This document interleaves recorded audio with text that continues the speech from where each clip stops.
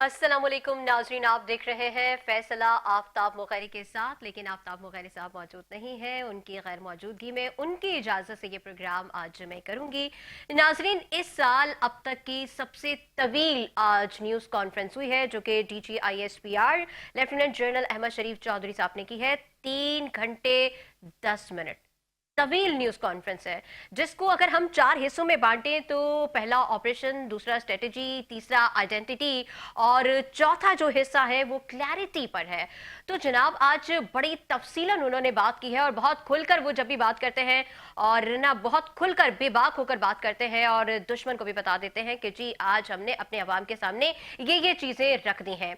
आज जो press conference हुई है उसमें उन्होंने बहुत सारी चीजों पर से पर्दा जो है वो चाक कर दिया है और बहुत सारी चीजें क्लियर हो गई हैं। 2025 किस तरह गुजरा, हमें तो यही मालूम है ना कि हमने 2025 में भारत का मुंह काला किया, भारत को शिकस्त दी, हमने बड़ा अच्छा साल गुजारा। लेकिन इस साल 2025 में हमारे कितने जवानों ने जामे शहादत नोश किया, कितने ऑपरेशन हुए, कितने खुदकुश धमाके हुए, कितने दहशतगर्दी के वाकयात हुए, ये सारी चीजें उन्होंने तफसीलन बताई हैं।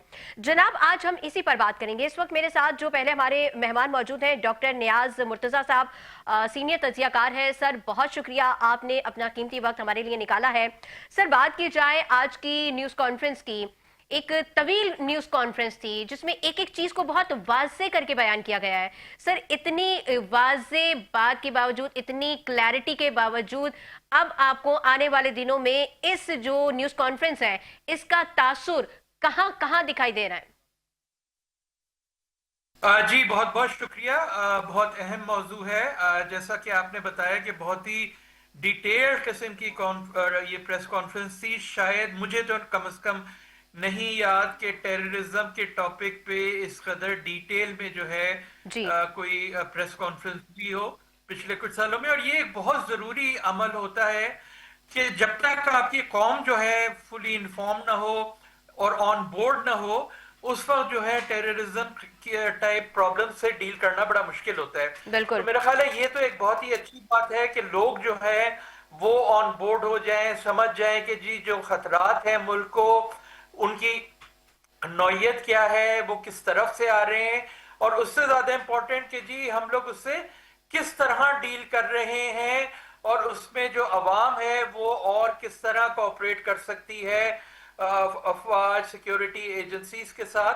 तो मेरा ख्याल है इस हिसाब से तो ये बहुत जरूरी है। मगर ये हमें अच्छी तरह समझ लेना चाहिए कि ये प्रेस कॉन्फ्रेंस सिर्फ पाकिस्तान में नहीं देखी जाती, जी। ये दुनिया के मुख्तलिफ इलाकों में भी देखी जाती है, और उन इलाकों में भी देखी जाती है जहां से टेररिज्म जो है एमिनेट कर रहा हो। बिल्कुल तो बिल्कुल। ये एक जो मैसेज था, ये सिर्फ अवाम के लिए मैसेज नहीं था, ये उन लोगों के लिए भी मैसेज था जो कि पाकिस्तान में टेररिज्म फैला रहे हैं बड़ी तफसील से।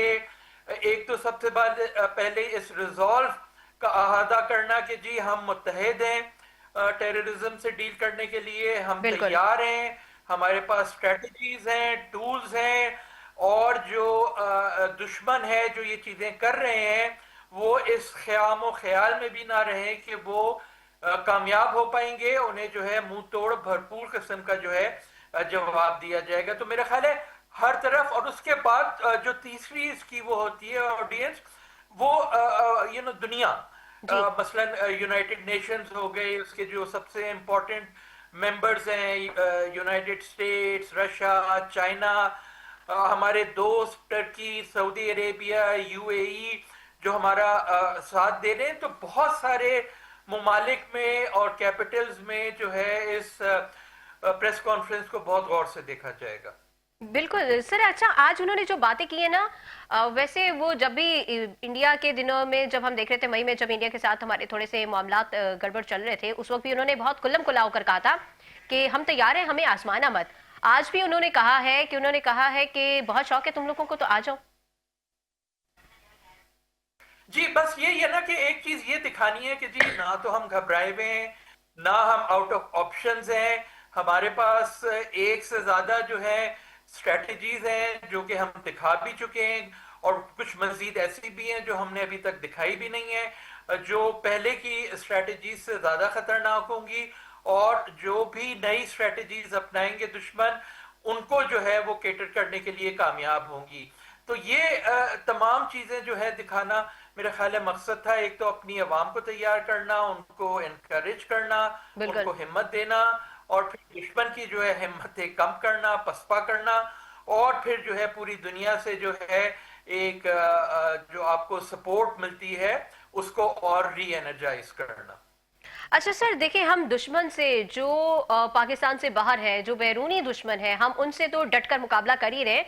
लेकिन आज जो चीज हमने नोटिस की है वो ये कि उन्होंने कहा कि सदर, वजीर आजम, सिंध, पंजाब और केपी के सॉरी बलूचिस्तान, इनके जो हुकूमत है ये सब एक है, लेकिन केपी के जो है वो कुछ अलग डगर पर है। हालांकि सबसे ज्यादा दहशतगर्दी के वाकयात भी केपी के में हुए हैं, सबसे ज्यादा जनाजे भी वहीं से उठते हैं। उसके बावजूद वहां के जो वजीर आला है उनका एक जो है बयान भी उन्होंने दिखाया, वीडियो भी दिखाई।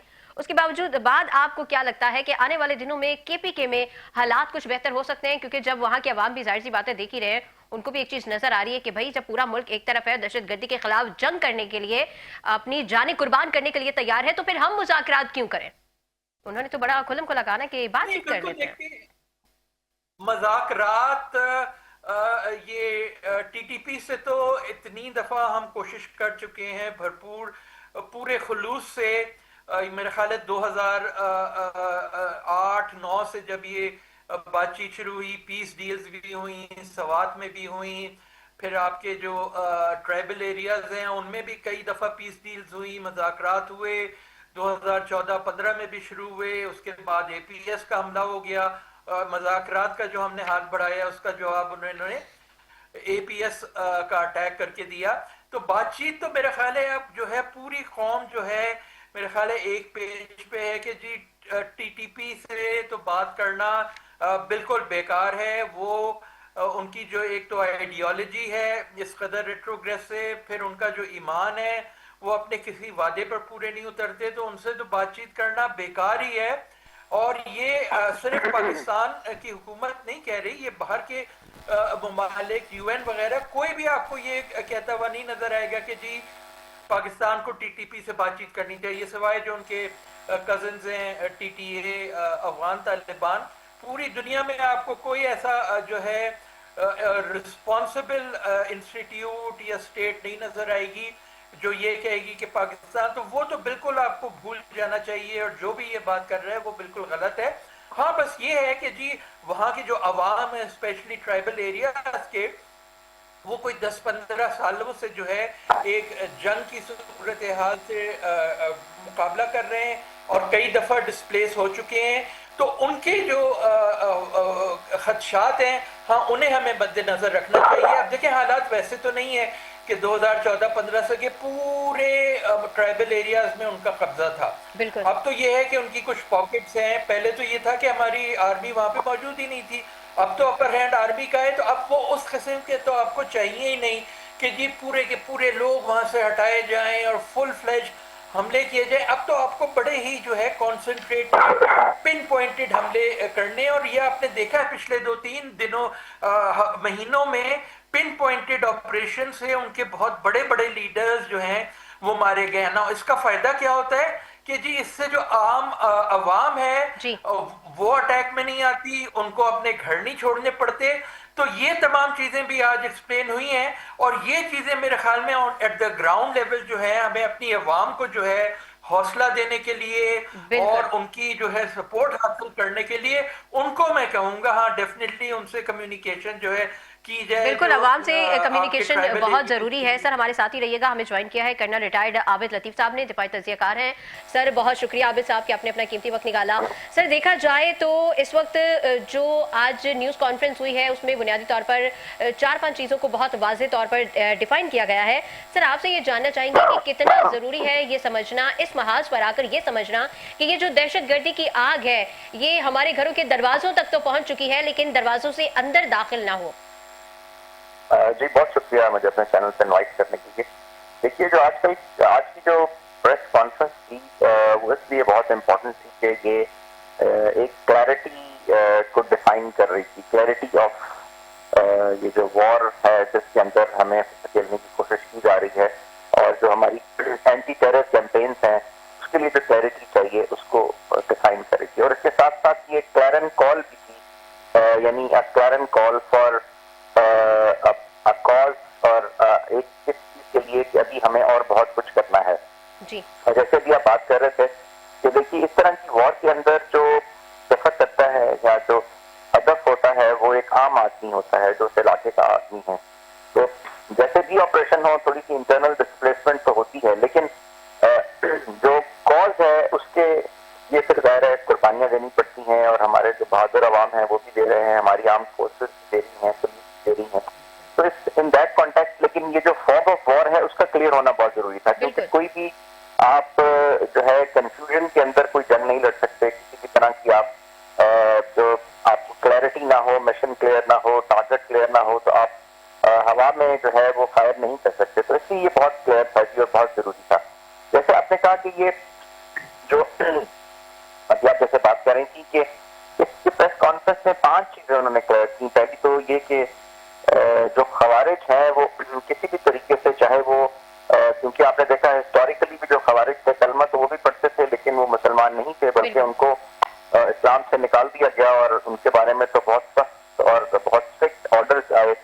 फिर इसी तरह उस दूसरी जो चीज जिसमें क्लियर की या जिसको जो क्लैरिटी देने की कोशिश की गई और जो डिफाइन किया गया वो इंडियन अफगान नेक्सस है उसको डिफाइन किया गया।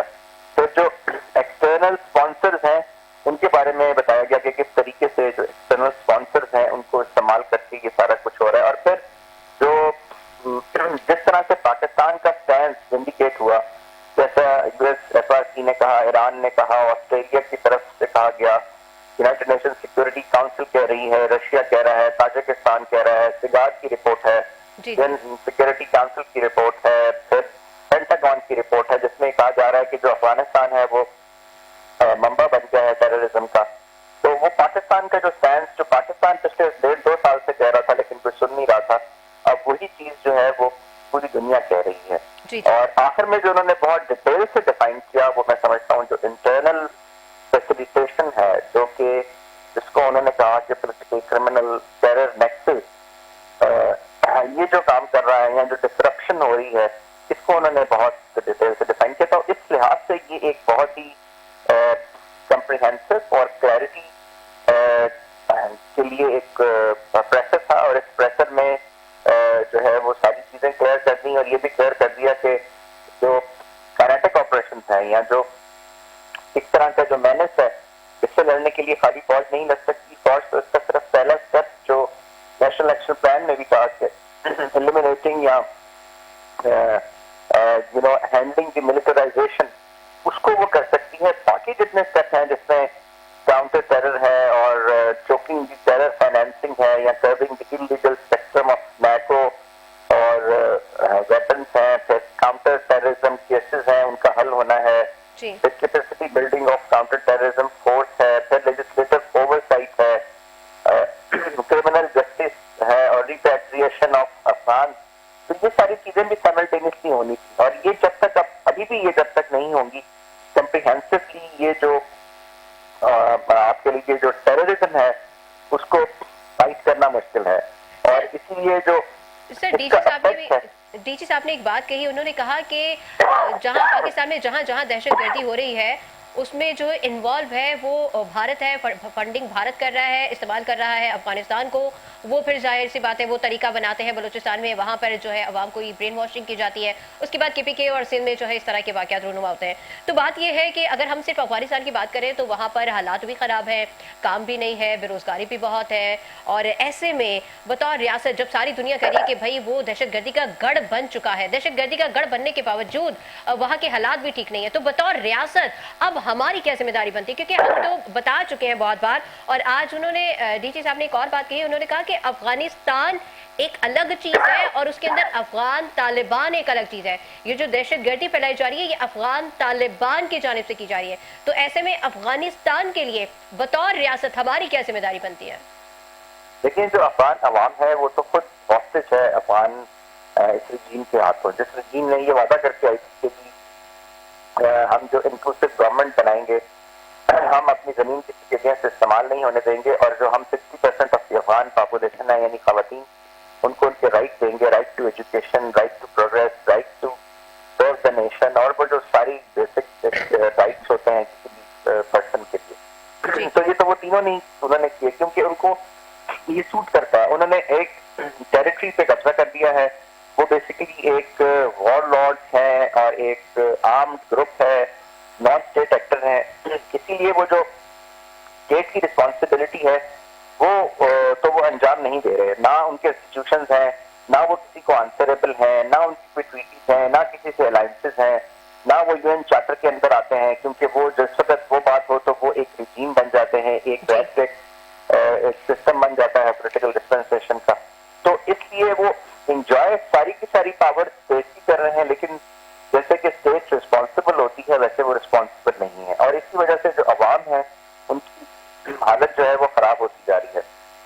अब देखें, अगर तो जैसे पाकिस्तान ये कहता था कि अफगानिस्तान में सब कुछ हो रहा है, कोई मानता नहीं था, इसी तरह अगर आप देखें तो अब आई थिंक टाइम आ गया। आपने कहा कि अब हमें क्या करना चाहिए, अब ये टाइम आ गया है कि हमें उन हाथों को बेनकाब करना चाहिए जो कि इस प्रॉक्सी को यूज कर रहे हैं। अब शायद हम फौरन कहें तो लोग वही ना माने, लेकिन जब रिपीटेटिवली एविडेंस आएगी, जब जितने हमसाया मुल्क हैं उनके अंदर जो इंटरफेरेंस हो रही है, जब उनका जो वो हाथ जो ये करवा रहे हैं, जब उनकी तरफ लोगों की नजर जाएगी, तो डेफिनेटली जो इंडिया है जो कि एक्चुअली इनको यूज कर रहा है और इस आवाम को भी एक गड्ढे में धकेल रहा है और इस रीजन को भी डिस्टेबलाइज करने की कोशिश कर रहा है, तो आई थिंक वो एक्सपोज होगा। और प्लस ये जब तक के अफगान के अंदर एक स्टेट नहीं बनेगी, देखें जो कंट्रीज हैं वो इवॉल्व होती हैं, पहले एक माशरा बनता है, फिर एक सिस्टम बनता है, फिर उसके एक कंट्री बनती है, नेशन बनती है। अब क्योंकि यहाँ पे वो सिस्टम एग्जिस्ट नहीं कर रहा, स्टेट एग्जिस्ट नहीं कर रही, तो पहले स्टेट बनानी पड़ेगी, फिर वो इंस्टीट्यूशंस बनाएगी और फिर पॉलिटिकल इंस्टीट्यूशंस बनेंगे, तो शायद ये जो अफगानिस्तान है ये नॉर्मलिटी की तरफ वापस आ सके। वरना अगर खाली इसी तरह रजीम बनाते रहेंगे कोई और, हर 4 साल 5 साल के बाद जो फेवरेट लोग हैं वो किसी गवर्नमेंट में आ जाएंगे, कोई semblance ऑफ सम गवर्नमेंट, लेकिन जिसका लोगों से कोई ताल्लुक नहीं होगा, जिसका इंस्टीट्यूशन से कोई ताल्लुक नहीं होगा, जिनका कोई इदारे नहीं होंगे, कोई सिस्टम ऑफ गवर्नेंस नहीं होगा, तो फिर यही रिपीट होता रहेगा। तो I check and think balance नहीं होगा तो फिर जाहिर सी बात है इसी तरह का होगा। सर हमारे साथ ही रहिएगा, एक बार फिर से रुक करेंगे हम डॉक्टर नियाज मुर्तज़ा साहब का। सर बताया गया कि केपीके में दहशत गर्दी जो है वो परवान चढ़ रही है, केपीके जो है वो गढ़ बन चुका है, तो ऐसे में वो दहशत गर्दों को सियासी माहौल भी फराम कर रहा है। तो सर हमने अफगानिस्तान की तो बात कर ली, लेकिन अगर हम केपीके भी बात करें तो बतौर पाकिस्तानी कौम, क्योंकि अफगानिस्तान को तो हम बता रहे हैं ना कि वहाँ पर जी तालिबान रजीम है, वो सारा कुछ कर रहे हैं, लेकिन ये तो पाकिस्तान के अंदर का हिस्सा है। सबसे ज़्यादा दहशतगर्दी भी वहीं पर हो रही है और हमारे ही लोग हैं, वो भी हम ही हैं। ऐसे में अब हम अगर पाकिस्तानी कौम अपनी बात करें तो केपीके से दहशतगर्दी का मुकम्मल खात्मा किस तरह मुमकिन है, किस तरह वहाँ पर ये जो दहशतगर्दों को सियासी माहौल फराहम किया जा रहा है उसका खात्मा किया जा सकता है? हुकूमत बदलनी पड़ेगी वहाँ की या कोई और तरीक़ेकार भी है? मेरा ख्याल है वो तो जैसे कि वजीर आज़म और दूसरे लोगों ने भी कहा है कि वो एक जो है नापसंदीदा एक्ट है और बहुत ही एक्सट्रीम लास्ट रिजॉर्ट के तौर पे उसको इस्तेमाल किया जाएगा। मेरा ख्याल है बेहतर चीज़ तो यही है कि जिस हद तक हो सके बातचीत के ज़रिए इस मसले को हल किया जाए, और दूसरे जो है ना ग्रास रूट्स पे जो लीडर्स हैं उनसे अगर हमारी इक्वेशन ठीक हो जाए तो वहाँ से जो प्रेशर जब आना शुरू होगा ना, क्योंकि आप देखें वो जो वजीर आला हैं केपीके, उनका खुद ताल्लुक जो है वो ट्राइबल एरिया से है, अफरीदी हैं, वो उसी इलाके से हैं। जब उन पे ग्रास रूट्स असर आना शुरू होगा तो उनके लिए भी जो है बहुत मुश्किल हो जाएगा इस बात को नज़रअंदाज करना कि वहाँ के लोग क्या कह रहे हैं। तो अगर हम एक ऐसी स्ट्रेटजी बना लें जिसमें मुकम्मल यकीन हो लोगों को कि उनका कोई नुकसान नहीं होगा, उनको दोबारा जो है डिस्प्लेस नहीं होना पड़ेगा, जो सिक्योरिटी फोर्सेस हैं पूरा उनका ख्याल रखेंगी, ऐसी स्ट्रेटजीज बनाएंगी जिससे जो है सिर्फ दहशतगर्द जो है टारगेट, और ये होता रहा है पिछले 2-3 महीनों में। हमने कई ऑपरेशन ऐसे देखे हैं पिन पॉइंटेड किस्म के जिससे लोगों का कोई नुकसान नहीं हुआ। तो एक दफ़ा जब अवाम जो है भरपूर तरीके से स्ट्रेटजी को अपना लेंगे तो फिर बड़ा मुश्किल होगा किसी पार्टी के लिए उस फैसले के खिलाफ जाना। तो मेरे ख्याल है यही जो एक स्ट्रेटजी है और उसी का हिस्सा ये था आज की प्रेस कॉन्फ्रेंस के डायरेक्टली लोगों तक पहुंचा जाए। और इसको अब मजीद फॉलो अप करना चाहिए at the local level, message को बार बार रिपीट करना चाहिए ताकि जो है लोगों के जहन नशीन और अच्छी तरह ये बातचीत हो सके। जो वहाँ के लीडर्स हैं उनको सर on मसला board ही में यही है उन्हें कि use मुआहदे करें। हो जाते हैं लेकिन उसके बाद ना उन मुआहदों पर अमल दरामद नहीं होता। दोहा में भी जो मुआहदा हुआ था उसमें भी ये तय पाया गया था कि अफगानिस्तान अपनी सरजमीन जो है वो दहशतगर्दी के लिए इस्तेमाल नहीं होने देगा। और अब अगर हम KPKP की बात करें तो वहाँ पर तो वो लोग खुल्लम खुल्ला कह रहे हैं ना कि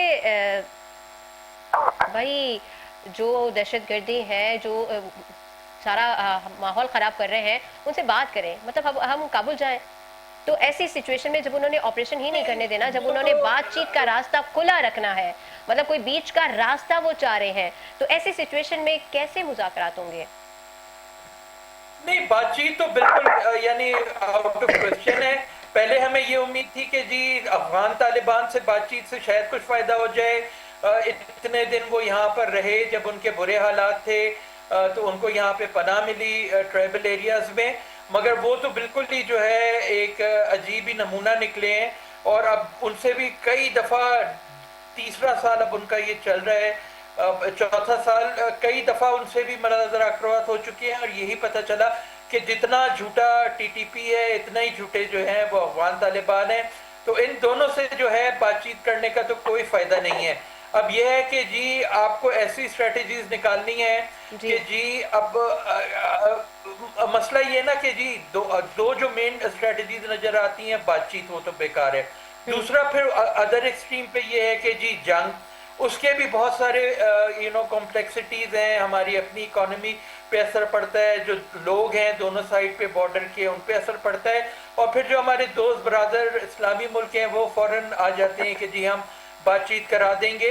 तो वो भी एक जो है बहुत कॉम्प्लेक्सिटीज़ हैं। तो एक तीसरा रास्ता जो है हमें अपनाना चाहिए, जिसका एक तो तसलसल ये है कि जी पाकिस्तान में पिन पॉइंटेड ऑपरेशन, और अफगानिस्तान गवर्नमेंट पे जो तालिबान की डिफैक्टो गवर्नमेंट है, मजीद जो मुल्क हैं, अब ताजिकिस्तान में कितने हमले हो चुके हैं, चाइना भी फेडअप हो गया है। तमाम मुल्कों के साथ मिलके एक ऐसी स्ट्रेटजी बनाएं जिससे अफगान तालिबान की मनी और ये जो आर्म्स और जो उनकी रिक्रूटमेंट सोर्सेज हैं ये तमाम ड्राई की जाएं, ताकि वो खुद ब खुद खोखले होकर अंदर से इतने कमज़ोर हो जाएं कि फिर अफगान अवाम जो हैं वो खुद उठकर उन्हें आसानी से बगैर किसी जंग के धक्का देकर निकाल सकें। तो बहुत ही हमें जो है एस्ट्यूट किस्म की स्ट्रेटजीज अपनानी होंगी, both on this side of the border and the Afghanistan side of the border. ठीक है आबिद साहब, आपसे सवाल करना चाहूंगी, ये जो उन्होंने कहा कि इख्तियारात मुकम्मल लेते हैं लेकिन जिम्मेदारी नहीं लेते, सर इस पे मैं चाहूंगी कि आप रोशनी डालें, लेकिन यहाँ पर एक छोटा सा ब्रेक लेंगे, ब्रेक के बाद सर आपसे इस सवाल का जवाब देंगे। बहुत शुक्रिया।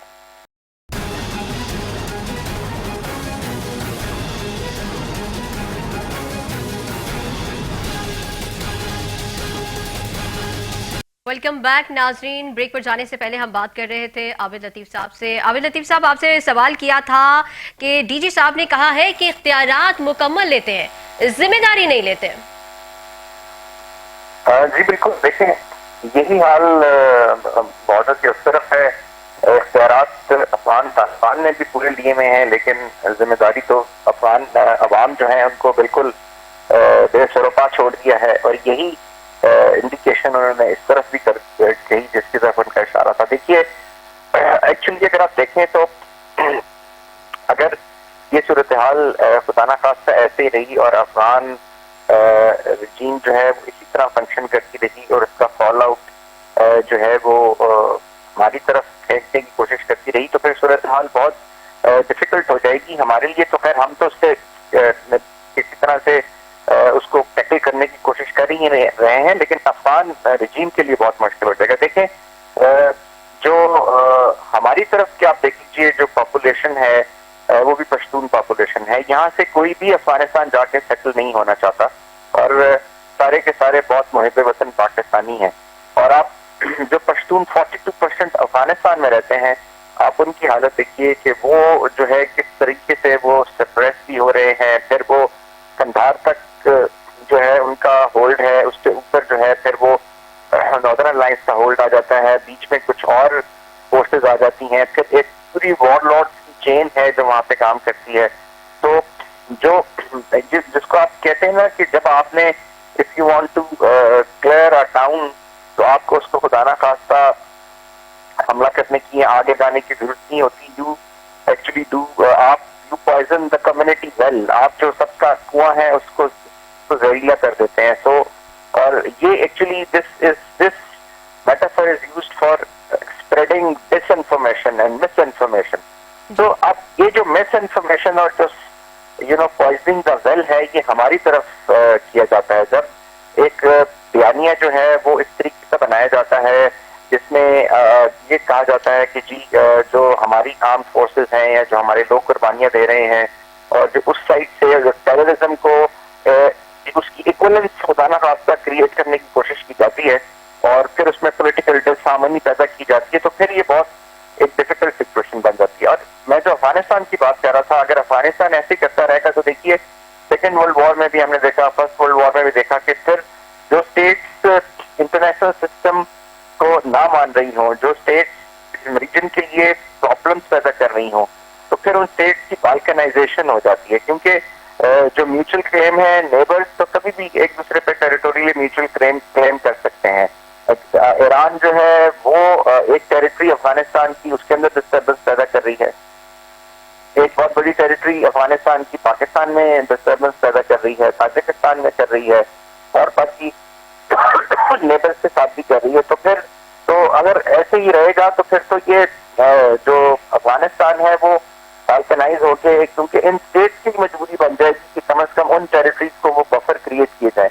तो आई थिंक ये एक बहुत कम्प्लेक्स सिचुएशन है जी, और इसके लिए जो अफगानिस्तान के अंदर अफगानिस्तान से चेंज नहीं आ सकती, क्योंकि वो लोग जो हैं वो वो बेचारे तो गुर्बत और अपने सर्वाइवल की जंग लड़ रहे हैं वो, और हर इलाका जो है वो डिवाइडेड है। वॉरलॉर्ड्स में कोई 300 के करीब वॉरलॉर्ड्स हैं, वो अपने अपने इलाके पे हुक्मरानी करते हैं, और उनको भी एक सिस्टम सूट करता है कि जहाँ पे गवर्नमेंट ना हो, ताकि वो फ्री जो है नार्को ट्रेड कर सकें, वेपन ट्रेड कर सकें, और उनकी कोई रिस्पॉन्सिबिलिटी ना हो, वो जवाब देना हो, सारे इख्तियार वो इस्तेमाल करें। तो ऐसी सूरत हाल में तो ये एक्चुअली मुझे लगता ये है कि कोई रीजनल कंट्रीज को मिलके under the umbrella of international जो सिक्योरिटी सिस्टम है उसके अंदर रहते हुए एक इसका सोल्यूशन ढूंढना पड़ेगा, और एक गवर्नमेंट पहली दफा सोल्यूशन कैसे ढूंढेंगे? अगर देखा जाए सियासी तौर पर, मुआशी तौर पर, मुआशरती तौर पर, वहाँ पर मजहबी तौर पर भी अगर हम देखा जाए तो अफगानिस्तान में कुछ हालात अच्छे नहीं है। मसाजिद के अंदर बच्चों को जो है वो ट्रेनिंग किस चीज़ की दी जा रही है? वहाँ पर बच्चों को कुरान और हदीस नहीं पढ़ाया जा रहा है, गोलियों से खेल रहे हैं, असलहे से खेल रहे हैं, और बाकायदा उनकी ब्रेन वॉश किया जा रहा है, दहशतगर्दी के लिए उनको उकसाया जा रहा है, बाकायदा तौर पर उनकी ट्रेनिंग की जा रही है। तो ऐसे में उनको नजर नहीं आ रहा, क्योंकि खुल्लम खुल्ला ये बात अलल ऐलान हर बंदा, हर शख्स कह रहा है कि दहशतगर्द का ना किसी मजहब से कोई ताल्लुक है, ना किसी कौम से कोई ताल्लुक है, ना किसी मुल्क से उसका कोई ताल्लुक है। तो ऐसे में क्या दहशतगर्दी फैलाकर अफगानिस्तान जो है वो अपने हालात ठीक कर लेगा? क्योंकि वो फंडिंग के बावजूद वो उससे असलहा तो बना पा रहे हैं, लेकिन उससे वो गुर्बत को ख़त्म नहीं कर पा रहे, उससे वो अपने मुआशी हालात ठीक नहीं कर पा रहे। तो ऐसे में वहाँ के जो लोग इस वक्त बैठे हुए हैं, जो मुल्क को देख रहे हैं, ये चीज उनकी समझ में नहीं आ रही। देखिए, आप जितनी मर्जी फंडिंग कर रहे हैं वो सारे का सारा वॉर लॉर्ड्स के पास जाएगा, क्योंकि वहाँ पे इस वक्त इकोनॉमी नहीं चल रही, वॉर इकोनॉमी चल रही वॉर इकोनॉमी है जी। और फिर ये जो आप देखें कि ये जो वहाँ पे जो इस्लाम का वर्जन है वो पुरिटैनिकल इस्लाम, जो कि इस्लाम पुरिटैनिकल नहीं होता। इस्लाम तो एक बहुत ही साफ शफाफ कॉन्सेप्ट का नाम है, जिसमें हर एक को बेसिक राइट दिए जाते हैं, जिसमें खवातीन जो है वो मर्दों के साथ सब बंद होकर जंग लड़ती हैं। आप इस्लामिक वॉर्स देख लीजिए, आप हजरत खदीजा को देखिए कि वो मक्का की वन ऑफ द बिगेस्ट जो थी वो ट्रेड वुमेन थी, और सारे अरब को पता था। तो इस्लाम तो बहुत सारे राइट्स देता है, राइट्स के बगैर तो ये जो प्रैक्टिस कर रहे हैं, ये ब्रिटानिकल इस्लाम जो इन्होंने कहीं खुद ही एक उसका वर्जन निकाला है और उससे वो कर रहे हैं। और जो लोग हैं एक्चुअली वो इस स्टेज पे ये चले गए हैं कि लोग उसके खिलाफ आवाज नहीं उठा सकते। मैं ये कह रहा हूँ कि गो के हम तो रजीम चेंज की बात करते हैं कि यहाँ पे रजीम चेंज की जाए। मैं तो समझता हूँ कि यहाँ पे अगर ये इसी तरह रहा तो जो नेबर कंट्रीज हैं, जो रीजनल कंट्रीज हैं, उनको कुछ बैठ के सोचना पड़ेगा और यहाँ पे कुछ सिस्टम गवर्नेंस का लाना पड़ेगा उन कंट्रीज को। देखिए, अब जो नॉर्दर्न अलायंस है या जो नॉर्थ में जो उज़्बेक है, ताजिक है, अफगानिस्तान में वो जो सेंट्रल एशियन कंट्रीज है उनका उन पर बहुत इन्फ्लुएंस है। जो पश्तून है डेफिनेटली उनकी एक एफिनिटी और एफिलिएशन पाकिस्तान के साथ है। इसी तरह जो ईरान के साथ बॉर्डर लगता है, वो जो फारसी मान है उनका उनके ऊपर ईरान का बहुत इन्फ्लुएंस है। तो आई थिंक ये कुछ ऐसा सिस्टम करना पड़ेगा, क्योंकि 60s से पहले तो देखें अफगानिस्तान एक फंक्शनल स्टेट, तो पहले इसको फंक्शनल स्टेट बनाना पड़ेगा और उसके बाद ये सारी चीजें आप इन मैनेज को आप एड्रेस कर सकते हैं। इस वक्त अफगानिस्तान वो वाहिद मुल्क है दुनिया में जिसमें फास्टेस्ट ग्रोइंग मदरसों का रेट है, यानी जो आज से 10 साल पहले 11,000 मदरसे थे, अब वो 23,000 हो चुके हैं एंड और बढ़ रहे हैं 15 से 20% हर साल के हिसाब से। तो एक्चुअली वही जो वर्जन जैसे आप बात करें थी कि जो एजुकेशन का सिस्टम है और उन मदरसों में क्या पढ़ाया जा रहा है, क्या इंटरप्रिटेशन पढ़ाई जा रही है, किस तरीके से पढ़ाया जा रहा है, कुछ तैयार किए जा रहे हैं, क्या बताया जा रहा है, तो ये देखिए ये पूरी दुनिया के लिए एक जो है ना एक नाइटमेयर तैयार हो रहा है। कल जो आज अगर यहाँ पे है तो वो पेनिट्रेट करके दुनिया में कहीं भी जा सकते हैं। जिन वेपन्स की हम बात करते हैं कि जो $7 बिलियन के वेपन्स अमेरिकन यहाँ पे छोड़ के गए, वो वेपन अब खाली पाकिस्तान के ट्राइबल एरियाज में नहीं कर रहे, आप जाके चेक कर लीजिए, वो तो सीरिया और लीबिया और कहाँ पहुंच चुके हैं। तो ये तो फिर चीजें जब नार्को ट्रेड यहाँ से जाती है, नार्को रूट्स यहाँ पे काम करते हैं, तो साथ वेपन भी जाएंगे। तो ये और इसी तरह फिर खुदाना खासा जो यहाँ पे सुसाइडल्स बन रहे हैं, जो और चीजें बन रही हैं, तो आइडियोलॉजी है। फिर एक डायस्पोरा ऑलरेडी पूरी दुनिया में अफगान डायस्पोरा है। आज आप देखें तो ऑस्ट्रेलिया से इनको निकालने की बात हो रही है, कनाडा से निकालने की बात हो रही है, यूरोपियन यूनियन ये कह रहा है कि हम इनको मजीद इमिग्रेशन नहीं देंगे, यूएस से ये कह रहा है। तो वो ये क्यों कह रहे हैं? Because of effect of the diaspora, क्योंकि डायस्पोरा से लिंक करके ये चीजें उन कंट्रीज में भी प्रॉब्लम क्रिएट कर सकती है। तो बजाय इसके कि हम इंतजार करते रहे, पूरी दुनिया इंतजार करती रहे और हम जो सेट पैटर्न पॉलिटिकल सिस्टम है कि जिसमें पॉलिटिकल सिस्टम इवॉल्व होगा, मैं ये कहना चाह रहा हूँ कि मुझे नहीं लगता कि अब कोई पॉलिटिकल सिस्टम अफगानिस्तान की सोसाइटी स्टेज पे चली गई है कि वहां पे कोई पॉलिटिकल सिस्टम इवॉल्व होगा, क्योंकि आपने उनको बहुत पुरिटैनिकल बना दिया है। वहां आप उनको 12वीं सदी में ले गए हैं, वहां से लाने के लिए अब आपको उनको खींच के ऊपर लाना पड़ेगा, पहले एक ऊपर सिस्टम बनाना पड़ेगा, उसके बाद उसका ट्रिकल डाउन इफेक्ट होगा। ठीक है। अच्छा, आबिद साहब हमारे साथ ही रहिएगा, एक बार फिर से हम रुख करेंगे डॉक्टर नियाज मुर्तज़ा साहब का। नियाज साहब, हमने देखा कि कॉन्फ्रेंस के बीच में उन्होंने एक जिक्र किया, उन्होंने कहा कि जो माजी के वज़ीर आज़म थे उन्होंने उस वक्त के आर्मी चीफ को अपना बाप डिक्लेयर कर दिया था, तो थोड़ा सा इस पर भी रोशनी डालिएगा, क्योंकि उन्होंने कहा कौम का तो एक ही बाप है, कायद-ए-आज़म मोहम्मद अली जिन्ना। ऐसे में उन्होंने कहा, और बार बार हम लोग ये सुनते आए हैं कि हमेशा से कहा जाता है कि फ़ौज का सियासत से कोई ताल्लुक नहीं है, फ़ौज का सियासत से कोई ताल्लुक नहीं है, लेकिन उस वक्त के जो ISI थे उनको जो है वो सियासत में इन्वॉल्व किया गया। आज वो कहाँ है ये हम सब देख रहे हैं, हम सबको मालूम है, DT साहब ने भी इस पर रोशनी डाली है। तो मैं चाहूँगी कि थोड़ा सा इस बारे में भी बताइएगा कि अभी के जो बानी PTI है उनको नहीं मालूम या उनको पहले नहीं इस बात का अंदाज़ा था कि अगर दहशतगर्दी जो है वो KPK में हो या सिंध में हो या पंजाब में होगा तो नुकसान पाकिस्तान का ही, क्योंकि बार बार कहा जाता है पाकिस्तान है तो सियासत है, पाकिस्तान है तो सयाहत है, पाकिस्तान है तो हम हैं, लेकिन उनका खैर थोड़ा सा नारा अलग है। लेकिन इस सिचुएशन में आप क्या समझते हैं कि हालात हाजरा को देखते हुए आने वाले वक्त की पहले से थोड़ी सी उसकी तैयारी करके रखना, क्या ये किसी भी सियासतदान के लिए ज़रूरी नहीं है? और अब जो बाकी हमारी लीडरशिप है, क्या उसको अब आगे आना चाहिए इस मौजू पर? जी देखिए, हाँ, माजी में तो खैर बहुत लोगों से गलतियां हुई हैं, मगर ये कि इस वक्त जो चीज़ ज़रूरी है ना वो ये है कि जी एक नेशनल यूनिटी जो है वो कायम की जाए और एक पेज पर होकर जो है पूरी कौम जो है इसका मुकाबला करे इस बला का।